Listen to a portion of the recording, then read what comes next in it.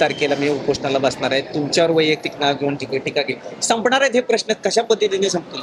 बघा, माझ्यावर टीका का करतात तुम्हाला हे समजत नाही आहे. मी फक्त एकच म्हटलं की बाबा आरक्षण हे टिकणारच घ्यावं, आम्ही द्यायचं आणि कोर्टामध्ये एका दिवसात ते निकाली निघावं, उगाच समाजाची फसवणूक व्हावी ही आमची अजिबात अपेक्षा नाही आहे.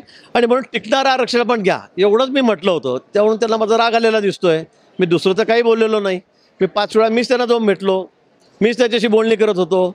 पण आता एखादा आपण शब्द बोललो आणि ती वस्तुस्थितीला धरून बोललो तरी त्यांना त्याचा एवढा राग आहे की प्रत्येक सभेमध्ये ते मलाच सदाभाऊ खोत बोलतायत. त्यांचा मोर्चा त्यांनी वळवावा, देवेंद्र फडणवीसांचं नाव घेऊन जी काही टीका होती त्यापेक्षा शरद पवारांना त्यांनी त्यांच्यावर बोलावं. आतापर्यंत इतिहास बघितला आरक्षण खरं तर त्यांच्या मला तेच कळत नाही. 50 वर्षामध्ये पवार साहेबांनी आरक्षणाचा सुद्धा काढला नाही. त्यांनी कधी आरक्षणावर एक शब्द भर बोलले नाहीत. आणि आज आम्हीच वाईट झालो आरक्षण देऊन. 14 ते 19 मध्ये मुख्यमंत्री देवेंद्रजी होते त्यावेळेलाच आरक्षण दिलं गेलं.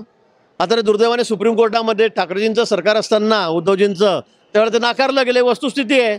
मग आम्हीच वाईट झालो परत आरक्षण देऊन. आणि ज्या लोकांनी 50 वर्षामध्ये आरक्षणाची गरज काय, समाजाला आरक्षणाची गरज नाही अशी स्टेटमेंट केली, रेकॉर्ड आहेत.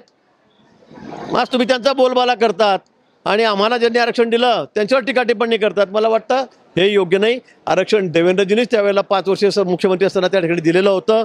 ही वस्तुस्थिती आहे. आताही एकनाथजी शिंदे प्रयत्न करतायत, दोन्ही मुख्यमंत्री प्रयत्न करत आहेत.